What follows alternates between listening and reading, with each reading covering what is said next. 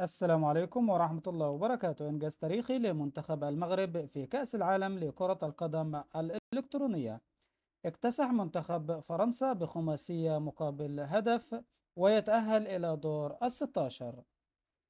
أهلا وسهلا بالجميع. تصدر المنتخب الوطني المغربي المجموعة الثانية برصيد 17 نقطة ضمن كأس العالم للعبة فيفا الإلكترونية اللي افتتحت بالأمس الثلاثاء بالمملكة العربية السعودية، وتمكن من التأهل إلى الدور الثاني. فبعد أن حصد 11 نقطة من ثلاثة من انتصارين وتعادلين في جولات الذهاب التي أجرت أمس، وحقق المنتخب المغربي اليوم الأربعاء فوزين وتعادلين برسم مباريات الإياب.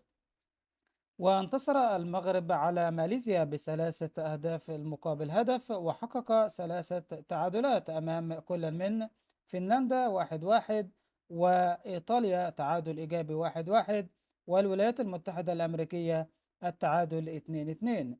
ويختتم الدور الثاني بفوز ساحق على المنتخب الفرنسي بخمسة أهداف لواحد. وإلى جانب المنتخب المغربي تأهل إلى الدور الثاني كل من نفس المجموعة الثانية منتخبات فرنسا وإيطاليا وفنلندا. وهذه هي ثاني مشاركات المنتخب المغربي على التوالي في بطولة كأس العالم للعبة فيفا الإلكترونية، عقب تتويجه بطلا لجهة إفريقيا والشرق الأوسط بعد تغلبه في المباراة النهائية على منتخب جنوب أفريقيا في مجموع مباراتي الذهاب والإياب.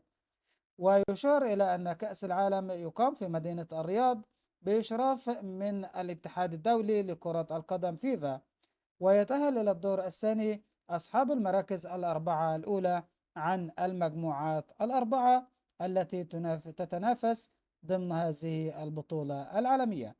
بالتوفيق للمنتخب المغربي في الاستحقاقات القادمة. فضلا وليس أمرا، لا تنسى اللايك والشير والاشتراك في القناة وتفعيل زر الجرس ليصلكم كل ما هو جديد.